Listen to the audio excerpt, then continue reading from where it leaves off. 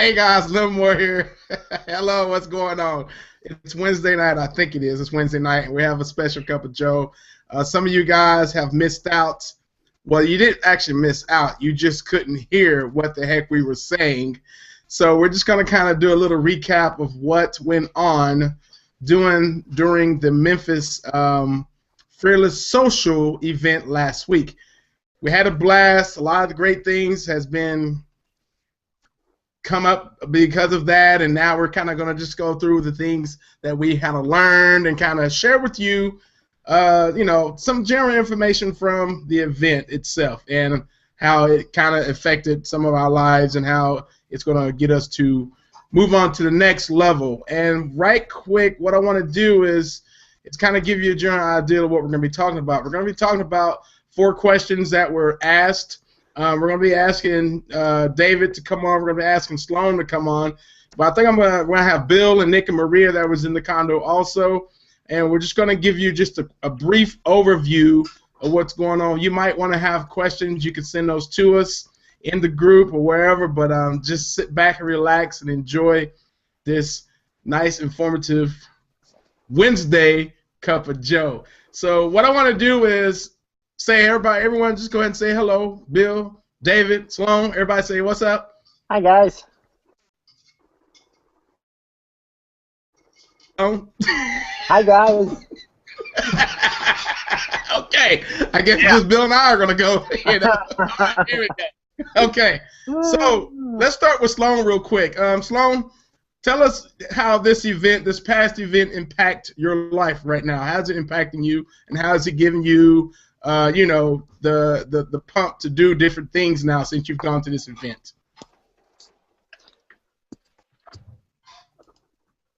Sloan?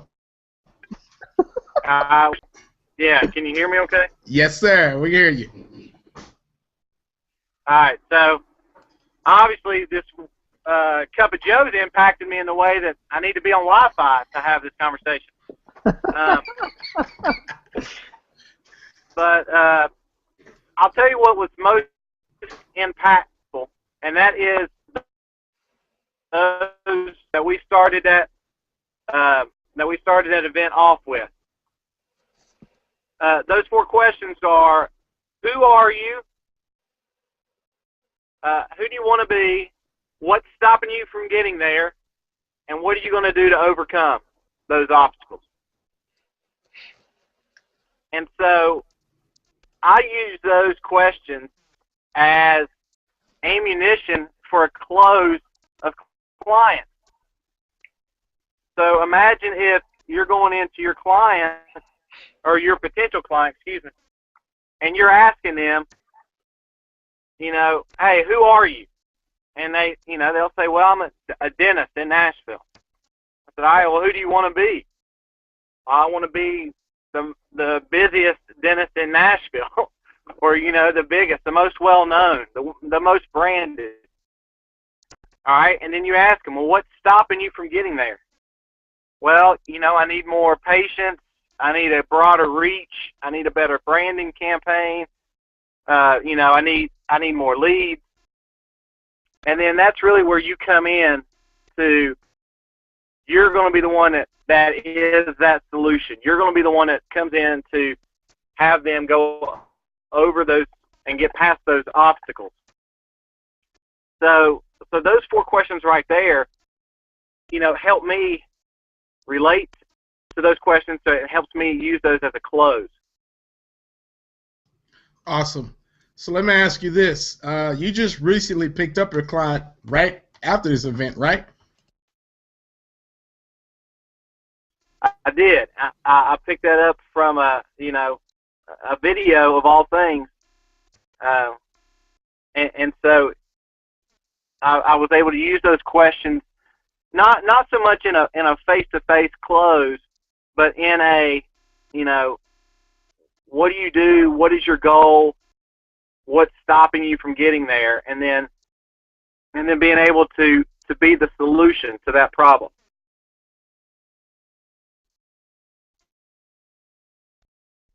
Did you get that? Yes, I got that. So let me ask you this, because the last event you went to was like a local summit And when was that, Sloan? It was in Colorado. That was last November. Right. Yeah, the local summit that Mike Cooch put on. Right. And how important do you think that these events will actually impact your business? Well, I think they make a major impact. One, if nothing else, it gets you away from your computer and you get to go meet some real people doing exactly what you're doing. Another thing that it did for me was that it actually showed how much information I did know. Meaning, a lot of times we'll sit there and we'll wonder, well, I think I know this, and I think I know this, but I bet everybody else knows it more than me. And when you get to an event like this, you start talking with people, and you realize that you do know a lot of information. You do have a lot of good information that you can bring to the table when you're talking to a client, and even to other marketers. And I think sometimes we don't realize that until we get around other marketers in person, and you get that confidence. And I'll tell you what, just the confidence to know where you stand among your peers is extremely important, because when you go talk to these local business owners, in the back of our mind, we all think, well, if I say something wrong, they're going to catch me on it.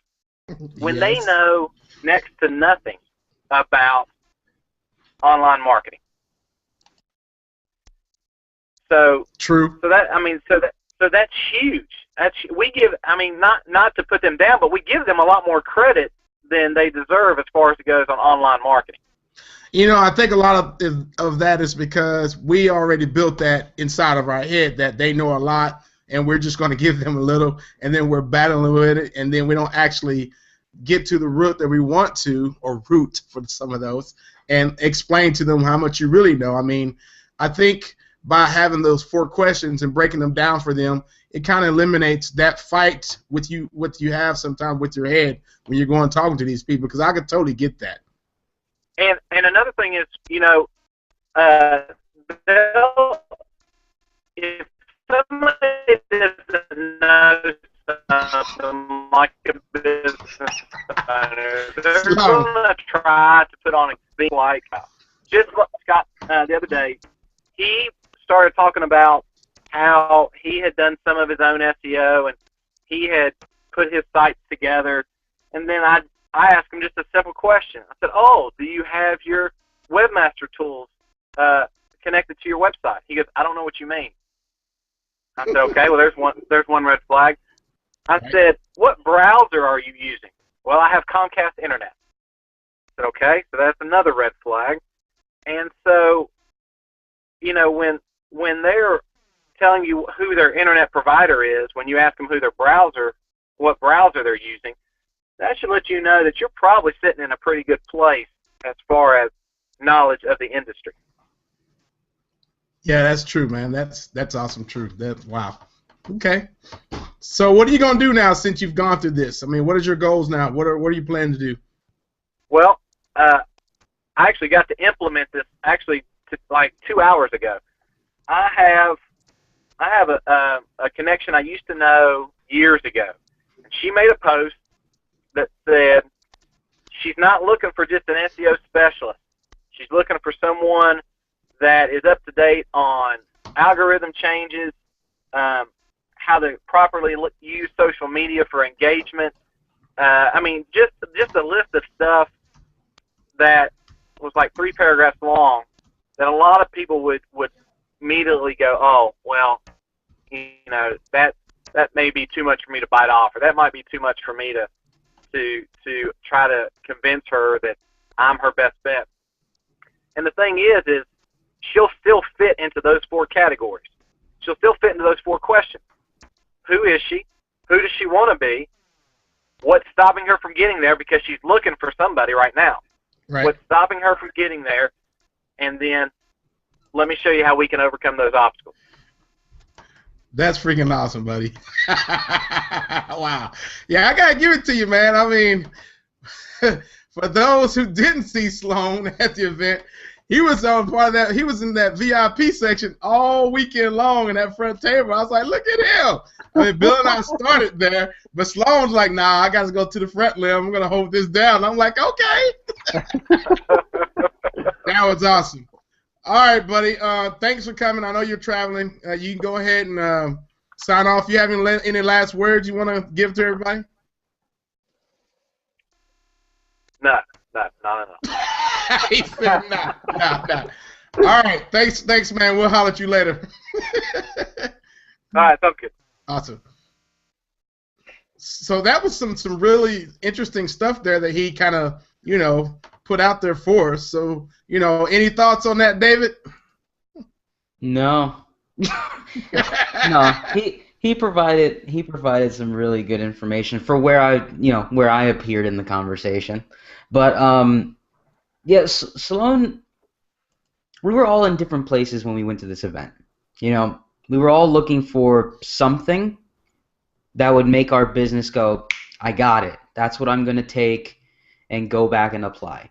And I think for Sloan, it was more of like, I need clarity with everything. Is what I want to do. Because he was telling us how he needed a new direction.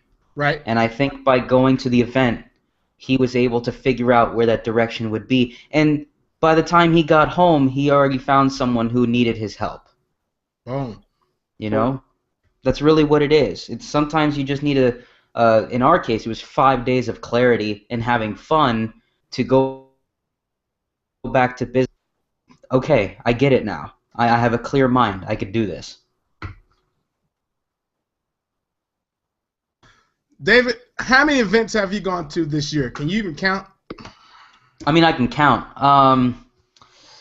Let me see. If you include like the personal development stuff I go to, I'd say about 7 different events. Right. So, yeah, I mean, next year I'm shooting for 1 a month. Wow. That's a good target. That is a good target. Yeah. I already have January through May booked. So for me, I'm going to travel more. I'm basically learning from Bill. It's like, hey, every event you go to is like a mini vacation. Exactly. And then at the same time, every time I go to an event, I get a new deal. At least one. So I'm going to go to every vacation. That's how it is. You got to weave everything in. You guys, I can tell you I don't have children or mini vacation. I call it business because I can't be caught on the air speaking of a mini vacation. So y'all need to keep that undisclosed right now. When you can have as much fun during your business as you can on a vacation, you're vacationing at all times. True. I'm on vacation right now. That's it. Like I'm me and I'm on vacation. That's how it feels. That is awesome. So I want you to give us a little bit important on your connections. I mean, what has it done for you, man? Well, I mean, no, I'm not trying to name drop, but no, you don't need name drop. Just No, I'm gonna name drop. Okay, name drop. But Todd Brown is a pretty big dude in the marketing funnel, sales funnel space. Like if you're in internet marketing and you're trying to build a sales funnel, you typically think of like Frank Kern, Ryan Dice, and then it's Todd Brown. Like and maybe Andy Jenkins and Mike Filsame too. But Todd Brown is like the guy. He's the technician, the mechanic when it comes to funnels. And we met Andy Husong. I've known him for a while, but we saw Andy. Yes. And remember when I had my 20 minutes of fame from the back of the room, and after that was all said and done, Andy sent a message to Todd and said, you need to talk to David about all the advertising stuff you want to do. And then yesterday, I got a phone call booked with Todd Brown because of 20 minutes talking in front of everyone at the event. That's all it took. You know what?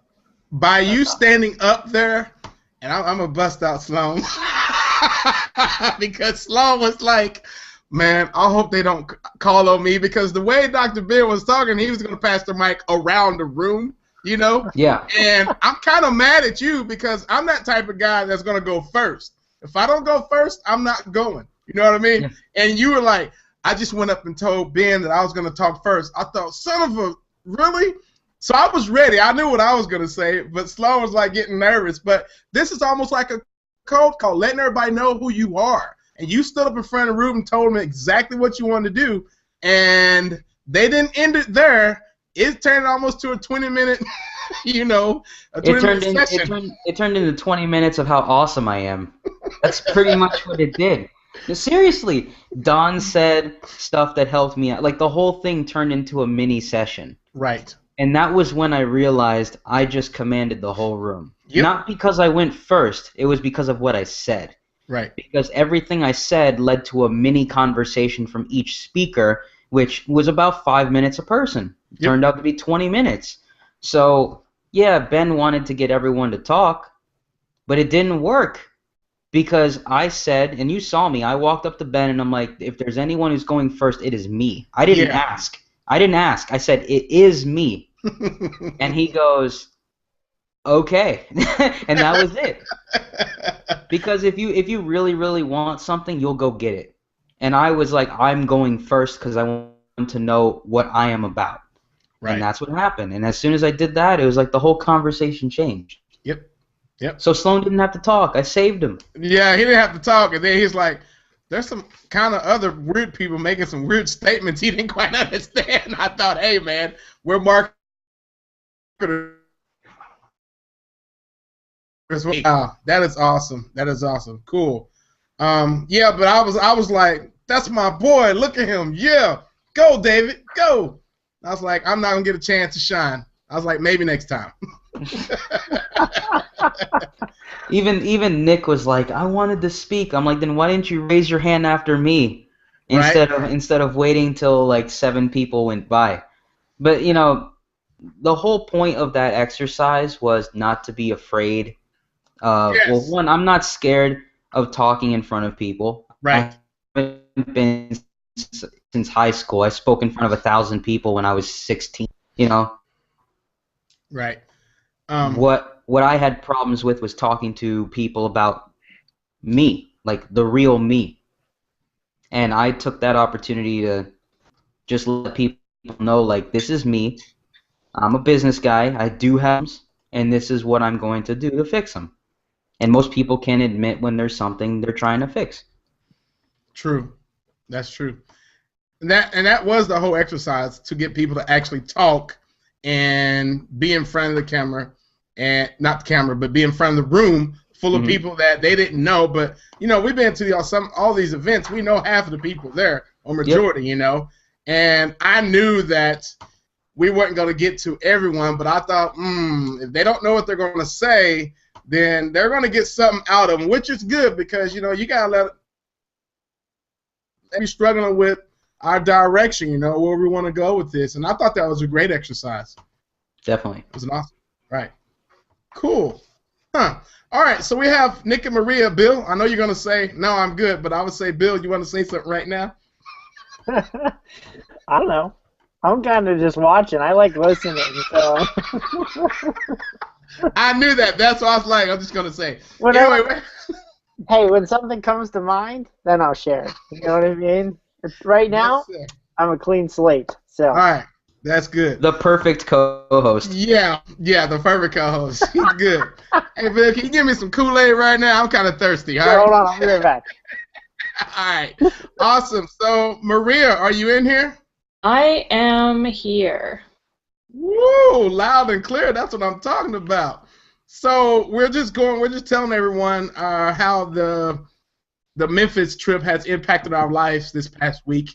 Would you care to share everyone with, you know, what's going on with you right now? Well, it gave me a lot of things to think about. So I guess you guys already went over the questions that were asked. They were pretty profound and pretty thought-provoking. They really made me think about what service I want to give to people. because what I've done up to this point has always had to do with what I was good at, what people told me I was good at. I sort of played the part of what everyone expected me to be. And now I'm really asking myself the question, well, okay, now how do I use this to serve people? So all my life I've drawn, I've created art, and I've used that, I've transitioned into a graphic artist or a graphic designer to help people brand themselves. But now I really want to play the role of a graphic communicator. So this is the part where I start to help people communicate with their clients better, communicate with their audience, their traffic. And I think that's really the service that I can offer to people, and that I could use all the skills that I've been building up until this point to help make that happen. That's deep. Wow, that's a whole different thing from last time I left you. Wow. You've been doing some serious searching. Yeah. I'm like, where did she come up with that? That's awesome. Those are the kind of questions that really kind of sit in the back of your head. And the more you play with them, and they sort of just kind of grow like a seed that gets planted, and they grow into this big theory that encompasses your entire persona. Right. Wow. So you've been to, I know, at least 3 events or 2 events with us this year. I can't keep count. I don't know. But anyway, 2. It's been 2, David. Okay. So since you've been going to all these events, let's just say you had not gone to these events at all, where do you think you would be without even experiencing these events? Struggling? I think I would be exactly where I was before I started going to these events. So I would have less clients. I would have less people that I've been able, all the people that I've been able to help until this point. I think I would have just stuck with my original clients, and I think I would have done my best to sort of work with them. I would have tried to get more clients, but it really would have been a lot of throwing mud at the wall and seeing what sticks. You know, I wouldn't have had a plan, which is still, I'm still forming my plan, and the more I go to these conferences, the more that's happening and taking shape. So I really think that these conferences and these get-togethers have been pivotal for me in developing myself and reaching out to more people who I could help. Right. And not to mention all the friends that I made, like, you know, the EPC crew. I don't know what I would do without you guys. Shouts out. And you know how they say that you're the average of the 5 people that you spend the most time with. Well, I didn't want to be the average of the 5 people that I was spending time with before I started going to conferences. Right. I love them. I love my old group of friends, but they didn't have the ambition and the strategies and just the brilliance that the people that I've met have had. And they've influenced so many, like, they've just sent out ripples of influence and betterment into other people's lives. So that's who I'm surrounding myself with now because of all the things that I've gone to. Wow, that's awesome to hear. That is awesome to hear. I don't know if I have asked you this question, but how does this event impacted your life now? I was so busy during this event that really one of the only things that stuck with me were those questions. Who do I want to be? How do I... What's that? I've covered the first 2, but really I haven't touched upon what's in my way. And it's actually something that I'm working on now, and that is creating a presence for myself. I'm really afraid of putting myself in the spotlight because I'm so much about my clients and I'm so much about what I can do for everyone else that I really haven't, I haven't branded myself while I'm busy branding other people. So, and now I'm coming to this to reach out and help and educate. I need to put myself out more. You know, that's true because there's a lot of salesmen out there that are working for companies who are branding that owner, which you are the owner now, and you have to really get out there and show them who you are so they can have that impact on all the great and awesome, beautiful work that you do. Exactly. And I believe in every entrepreneur. So anybody listening to this right now, and even if you're a budding or you're trying to break into, doing your own thing, you are the owner. you are the face of your business. So you really need to maybe go to a Toastmasters club by you. That's a public speaking club, and they really teach you a lot of great techniques for how to reach out to your audience. Maybe you should do more webinars like we're doing right now. You should find a mastermind, Nick said. I think that's a great point, because you're communicating with your peers. And there's really great techniques that I can't even cover for you. You know, it would take me like hours to give all the tips that I would have for building a presence. Oh, watch. You guys had given me a bunch of tips for watching someone who has a great presence on YouTube and sort of modeling yourself after them and watching them so much that you kind of start to channel them a little bit. So that's all great things you could do to increase your presence, which I think everyone needs to do. That is awesome. Wow. Well, it's so good to hear that you are like on the ball. You're like with it. I mean, you are with it. That is good. This is something we haven't talked about, David and Bill, because I need you both in this question. She mentioned Toastmasters. Do y'all have any other recommendations, any places to be, or anything that anyone can use out there? I like any entrepreneurial meetup, honestly. There's a ton of them. You just have to find them in your area. There's a really good website called meetup.com, and you can go in and you can put in your zip code, and it'll show you every meeting in the area, business, professional, you know, you can put in whatever you want.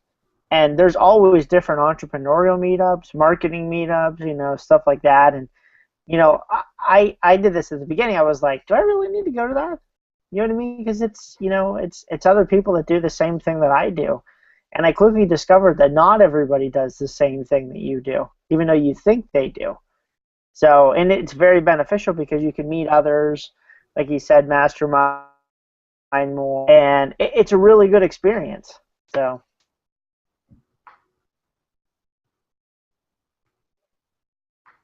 D-Dog? D? For me, what I do is I just look to see what industry events come up in IM.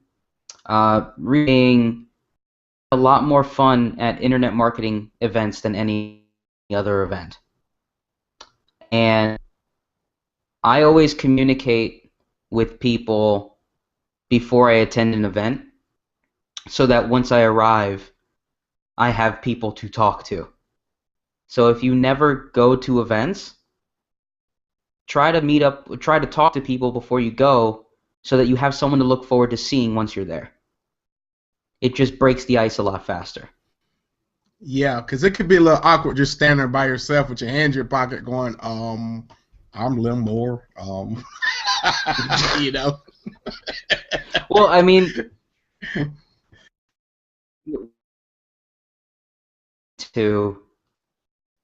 I spoke to so many people on Facebook that by the time I was there, it was as if I've been to many events with these people.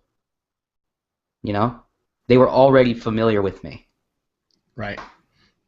That's good. That's good. Don't be Awesome. weird. Like, it's really not hard. Don't be weird. Just don't show up and start talking business. Like, be normal. Right. You know how many people come up to me and they're like, "Oh my God, I love your stuff on Facebook. By the way, I got this thing." And I'm like, shut up. Out of my face. Like, be normal, because that's what people want. Right. You know, once you do that and you break the ice, then you can start talking business. That's good stuff. And I wanted to make sure I included Bill in that. So you see how I did that? I wrote Bill in that to answer a question. Yeah, it's like it's forcing your co-host to actually co-host. That's right. Hey, I am. I'm here. So here's a great tip for those out there who want to be impressed, because I know in the meetup groups they sometimes give you a 30-second roundtable. Am I wrong or am I right about that? I've been to one. They normally do. And for those great video marketers out there who feels like your stuff is on top of the world, why don't you rank for that meetup in your group, in your area? And they'll say, hey, what do you do? And then you just tell everybody to pick up their phones and tell them to Google whatever. And they'll see that you are me. And just do some silly video pointing like, hey, look at me. You know, just something. And they'll be like, dude, how did you do that? And that's just a open of the door of what you can start selling or being the one of the group that can do the social media. Now, other social media guy who wasn't creative, he's over there, he's mad. Because you all of a sudden became very unique. Yep, exactly. That's the key right there. I've done that. I can't even tell you how many times, and people come up to me. Like, usually when it's done, I don't even move. People just come over, they're like, hey, man, sounds awesome, blah, blah, blah, and they just, and I don't have to move. You just literally stand in your little spot for a couple of minutes. There you go. Speaking of unique, I want to bring on a gentleman that's really awesome. I call Sloan my little cousin, but I'm claiming Nick as my little nephew. Nick, come on, man. Tell us how this event impacted you, man. Talk to us.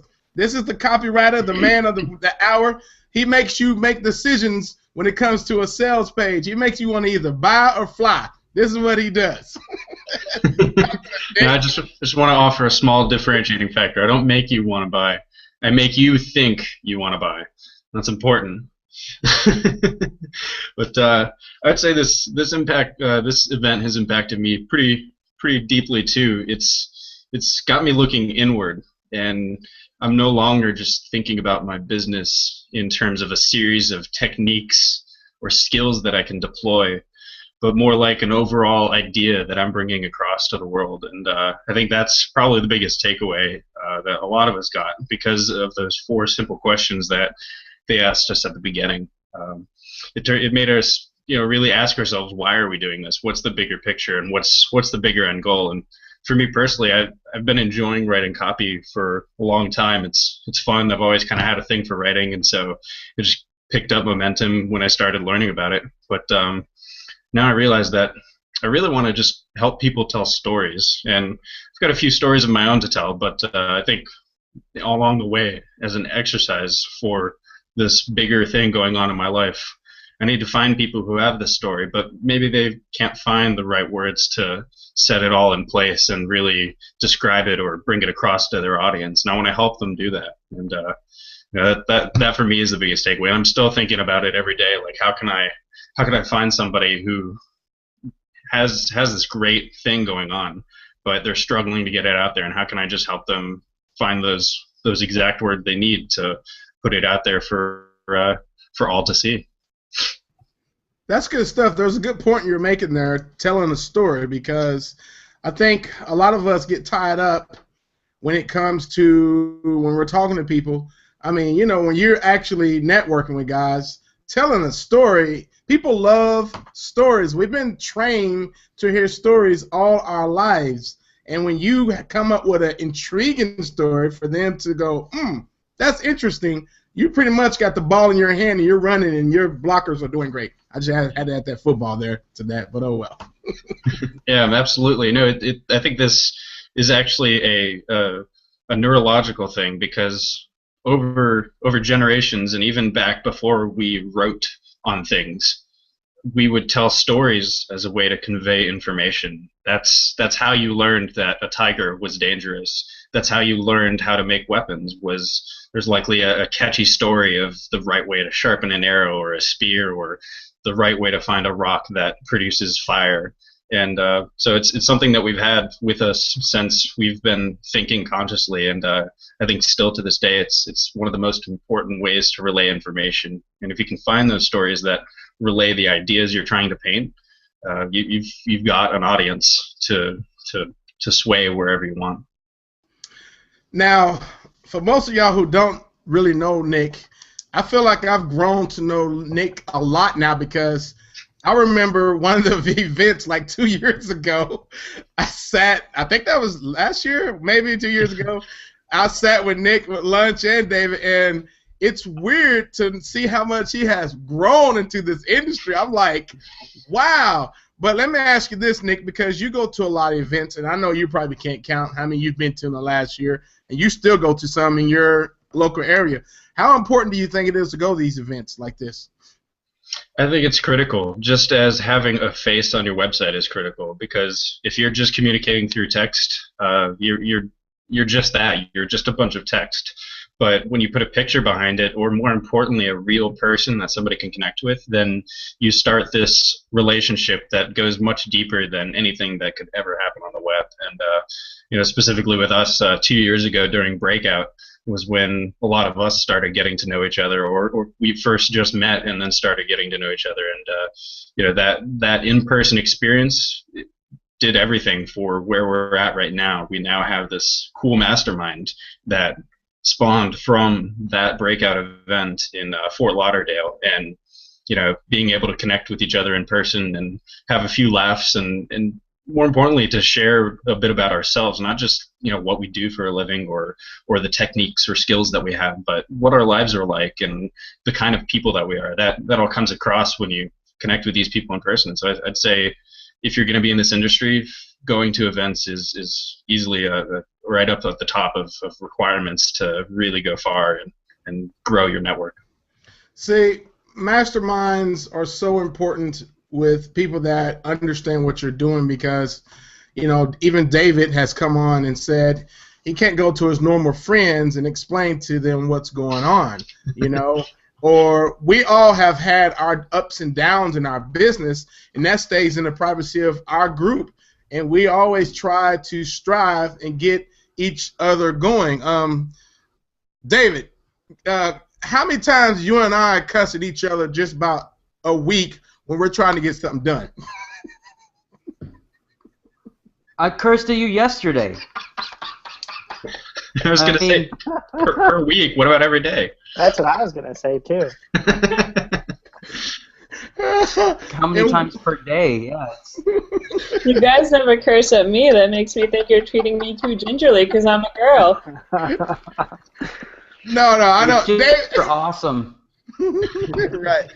But, it's funny because, David and I, we do a lot of stuff. I was trying to get a website done, and we were just trying to get it knocked out. We were trying to get it knocked out. And we had a goal to reach, and that's this. There were times that I was slow. There were times that he couldn't get his stuff done, and we were just getting back at each other. But the whole end of the whole goal, we got it done.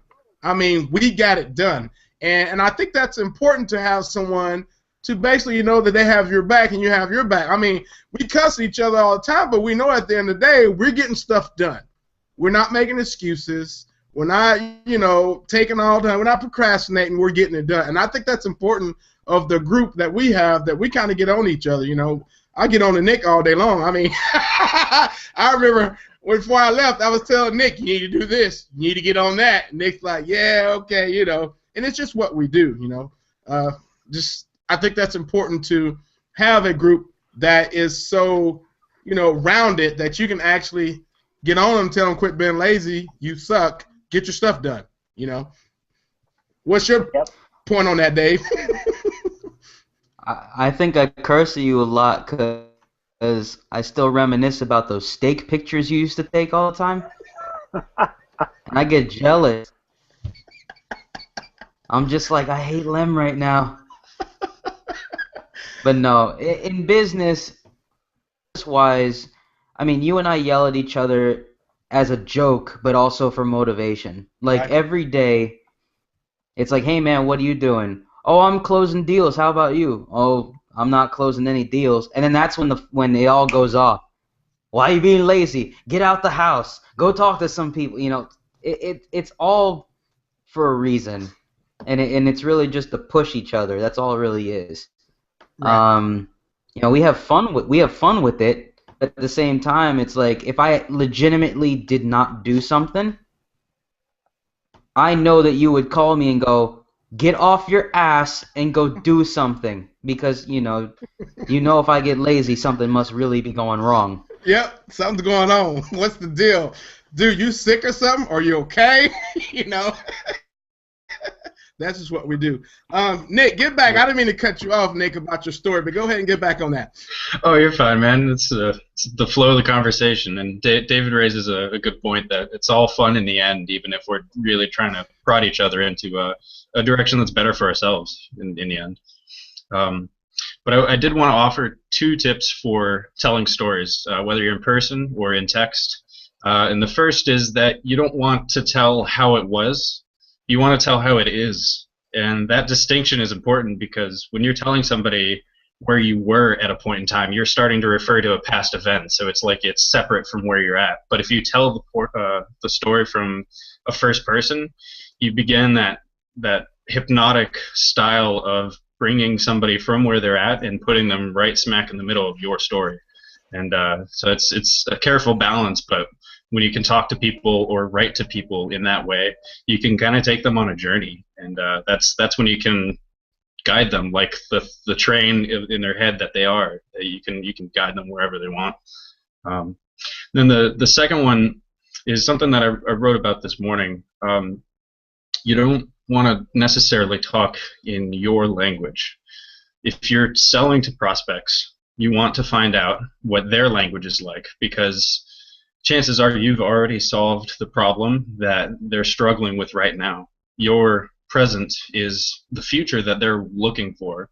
And so you don't want to talk as though the solution's already been solved. You want to agitate the pain as though you're there right now. And that kind of ties in with the first point that I made. But let me give you an example.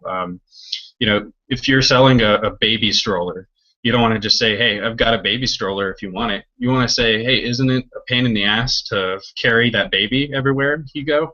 And that's something that they probably thought themselves. They're like, well, yeah, actually, I just went for a walk the other day and I had to carry him. And, if they're not, I'd rather have my hands free. Or, if you have a seated mower, you want to say that you have a way for the mower to not only push itself, but carry you along with it. And that speaks to the pain that someone might be thinking while they're mowing their lawn with a push mower, thinking, wow, this sucks, I'm getting exhausted really quickly. And then all of a sudden you paint this perfect scenario for them that's just beyond where they're at right now. And sort of like dangling a ball in front of them, and you just say, hey, doesn't this sound fun? And the only thing separating them is a simple purchase of a ride-along mower. So you talk in their language, find out what they're saying in their own head, and find out what's keeping them up at night, and you can start to engage them in conversation that's based on where they're at rather than where you're at. That's all. That's awesome. So back to being in events, I know are there a lot of copywriters at events, Nick? The event we just came from was run by a copywriter. Yeah, well, yeah, that was one, yeah, for instance, yeah. And I was really surprised to hear that. You know what I mean? It spoke to me a lot. Like, I'm sure everybody felt this way, but I felt like a lot of points during that talk where Ben was saying specifically that he started out as a copywriter, or that at heart he's a copywriter. A lot of times it felt like he would like glance over at the room directly at me, and so I just thought it was pretty cool, and it reminded me that even if I'm only handling a portion of someone else's business, like writing their copy rather than designing the ads and running the ads and designing the website that they're using, or managing an event, it's still something that can grow towards something so much bigger than just copywriting. And I'll also add really quickly that there are even events based entirely on copywriting, which is what Maria and I are going to this weekend. It's an event down here in Georgia called Copy and Conversions, and it's run by Matt Basak. And he's brought 7 really high-level copywriters out, including my mentor, Colin, and it's all focused on copy. So I would say, yeah, there's plenty of room for copywriters, plenty of room for graphic designers or ad managers or SEO experts. Anything goes. Even if you have your own niche, like you're a massage therapist, you could go here and then learn about marketing from all these amazing people. And so yeah, I'd say just show up and see what can happen.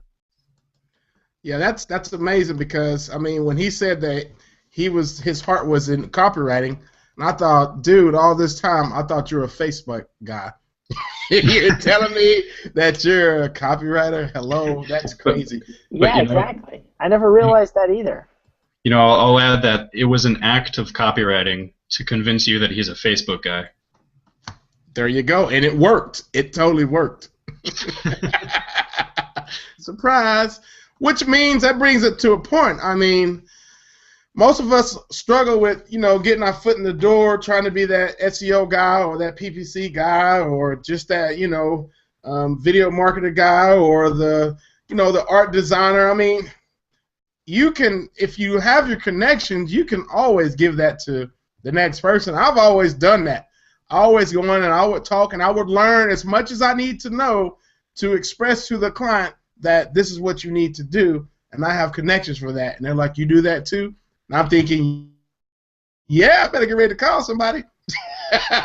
Because you never know. I mean, do you ever have your persona of you just being a traffic? I mean, right now you're a traffic strategist. You know how you're an expert at that. But if they need a website, you're gonna let them know that you can give them a website. You know what I mean? Mm-hmm.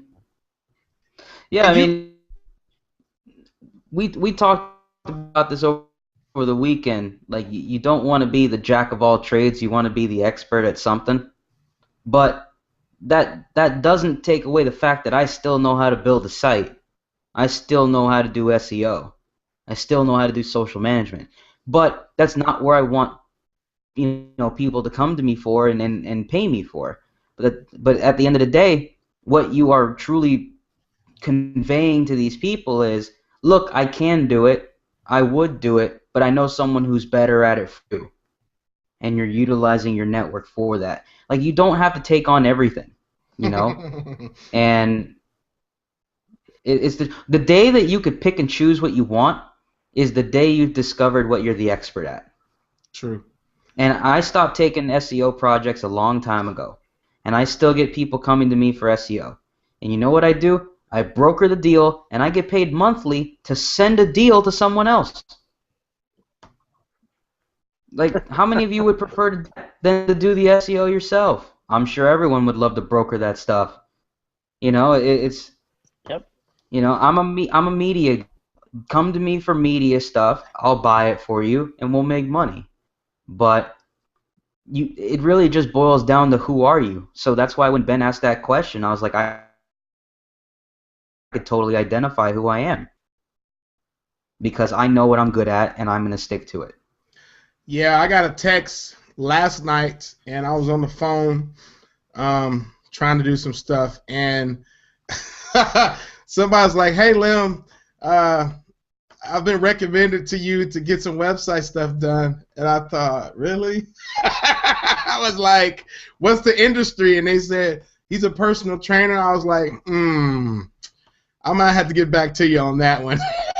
But I might send this off and broker that deal so I can get a piece of it. You know what I mean? Because I'm not building a website, and I don't normally build websites. I can, but I always have other people do my stuff. That's just the way it is. That's how we operate.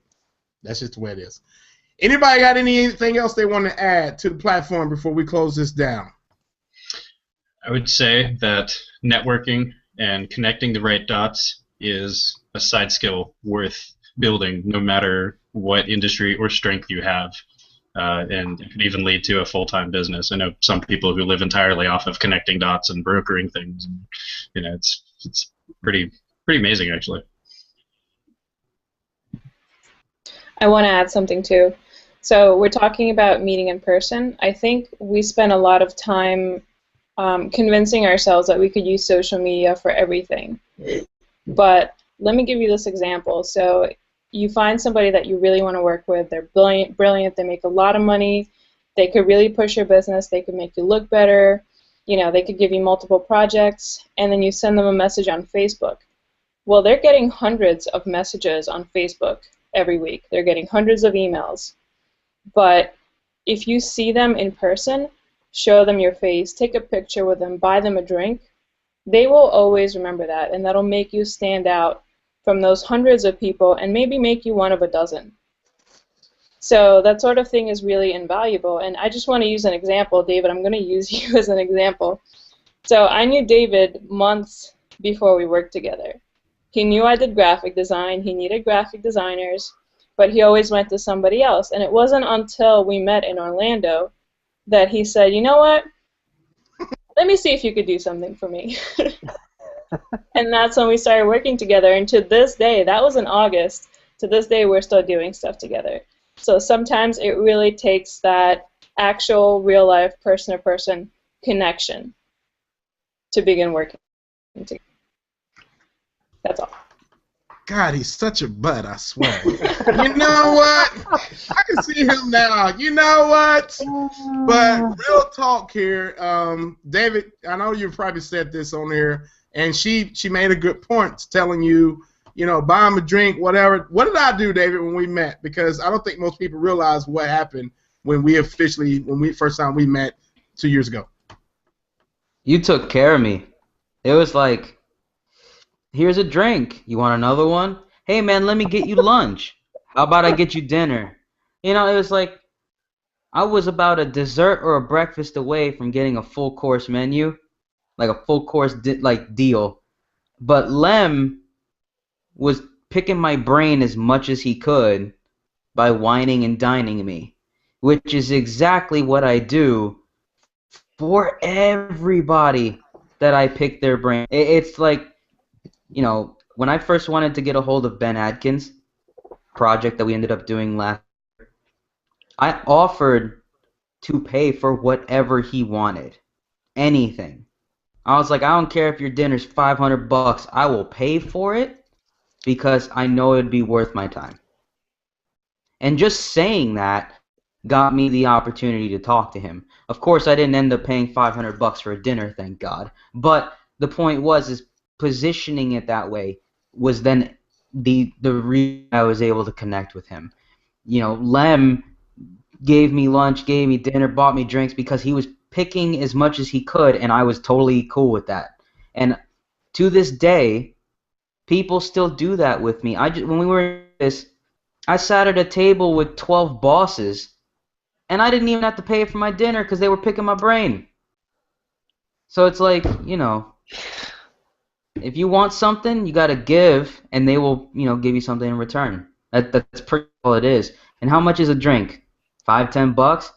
You can afford it, and it will get you everything that you need.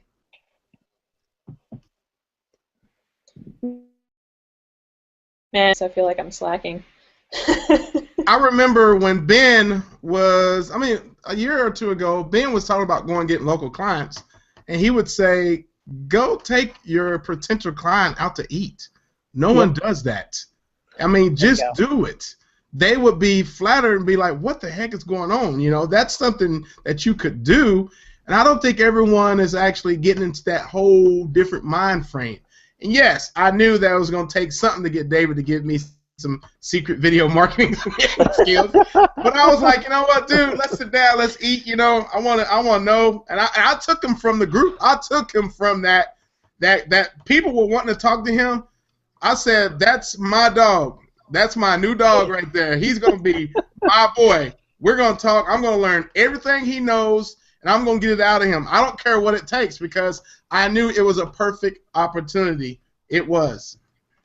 I gave you a whole course verbally in 2 days. Yes.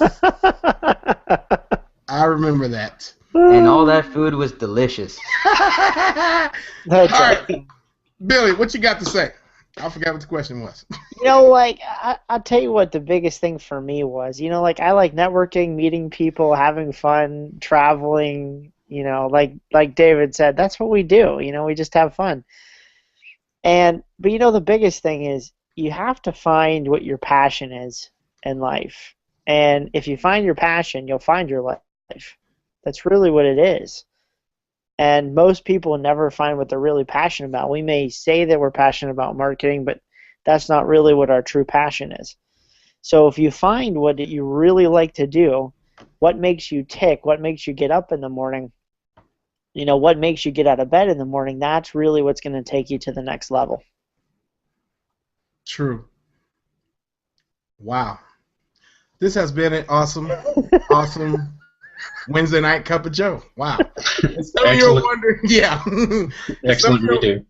Yeah, it was an excellent redo, and I hope it sounds much better. I know Sloan had some TV pain in him a while ago, but ask him to write that back later. But yeah, this is a perfect example of getting with people that moves you and get you going. Yes, we have other guys that we talk to also, but I mean, finding that core group will help you move your business to the next level. And yes, I understand we all have busy lives. Yes, but you need to get out to some of these events because you're going to be around people who have gone through this stuff, who are trying their best to move to the next level, and they're just like you. And you're going to see exactly what they're doing and how they're going to possibly help you too. And it's just one of those things I truly believe in. I know David is on every month next year. I guess, wow. I don't know, man. That might be a challenge. I just want a lot of free dinners.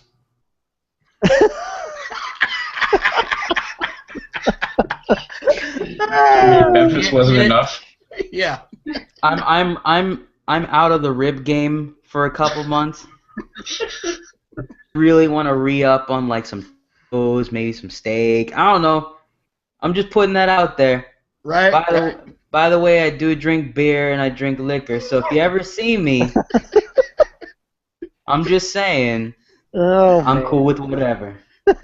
That is crazy. I'm positioning myself, people. That's really what it is. Hey, there's nothing wrong with that. I'm not hating. That's what it is. Wow. I'll be getting flack about this tomorrow. Yeah, you will. So, speaking of Memphis and Ribs, I wasn't that impressed. You know, that's just me. Don't I start. wasn't impressed. Vinegar barbecue was just horrible. And I was like, What are the you kidding hell? me? I was like, this place is supposed to be known for. I enjoyed Elvis at Graceland more than I enjoyed the damn ribs and barbecue sauce. You know, for once, Lem, I agree with you. I didn't enjoy the ribs either. Okay, set number 2, I did not enjoy that much. Set number 1, I really enjoyed, I have to say. I enjoyed all of it. Nick enjoyed all of it. Every last one. Including the leftovers. Oh, man. That's funny. I want to answer something really quick because I just realized that there was a question in your alpha group. Right? It's what exactly do I consider normal? There's lots of weirdos in this group. What? They figured because I mentioned how like don't be weird, you know, act normal when you go to an event. I disagree, but go ahead. Yeah, no, what I meant by that is it's really easy to tell when someone's being fake.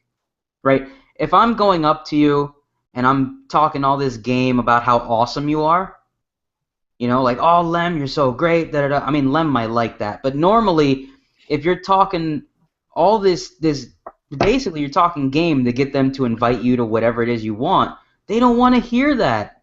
You're boosting their ego to a point where they're sick of it. What you really just want to do is start conversations. Not always about business either. When people come up to me and they're like, hey man, how's that Miami Heat stuff going? I love talking basketball. I'll talk about it all day, and now I want to do something. You know, let's go out to eat. Let's grab a drink. Let's do business. Whatever. That's being normal. How would you have a conversation with your parents? Would you walk up to them and be like, yeah, so I have this idea for a Teespring campaign? They won't give a shit. You know, it's be normal. That's what I mean. I'm weird too. Ask Lem. I'll go on rants for 5 hours and not give a shit. That's not normal. So, and ladies and gentlemen, he's going on one right now. Case in point. That's being normal, people. I'm acting how I normally act. Be real. Don't be a sales letter. Exactly, and Nick's echoing, and that's weird. Yeah, that sounded kind of weird, but yeah. So it's 7:59. Once again, I thank all you guys who have actually stuck with me this long on the Cup of Joe show. You can also go to SaturdayCupofJoe.com and make sure go to our YouTube page and subscribe. And if you have some feedback, go on there. You can ask questions. We have it all automated for you. So we love to hear your, what you have thoughts about this show and what could also improve it. If you think you can, bring something up, that would be great because we're all open ears. We're not perfect at this at all. We don't claim to be. We're just trying to give you some awesome information that will help you boost your business. I mean, you might be that video marketer. You might want to become a traffic strategist. you might, hey, you never know. You could be that copywriter that someone's looking. I mean, I'm sure there's a lot of potential for all of us on here that can help you or guide you and put you in the direction you need. So this is what we want to do for you as, you know, being part of the Cup of Joe show. With that being said, I hope you guys have a great week and a fantastic life. Oh, yeah. And we will talk to you soon. Shouts out to 5 Stars Video, EPC. Yo, and one more story here. I was at the airport, and I did not know that some of the rock star guys lived here in Dallas, in Frisco. Ben Littlefield? Yeah. And he came on. I was sitting there in the front because I was sitting in the front. I'm just saying. That was my new rule this year. There seems to be a trend. Yeah, he came, he walked in. I said, Ben Littlefield? I was like, what's up, man? I was like, you live in Dallas? He goes, yeah. I was like, holy crap. I was like, I've been following you guys for years, and I had no idea you lived in Dallas. You never know. You never know. I see Ben getting a free dinner in the next week. I said, we need to connect. I see steak pictures coming in. Steak. I see a couple trips. Lem's going to become the 3rd rock star. You know, stuff like that. So shouts out to Ben Littlefield if you're watching, bro. Hey, I'm going to connect. You know what I mean? Brother from another mother. That's right. That's Bill right there. Anyway, all right. I'd like to thank all my panel for being here. Guys, thanks. You rock. Love you all. We'll talk to you soon. Have a good night. Night. Night.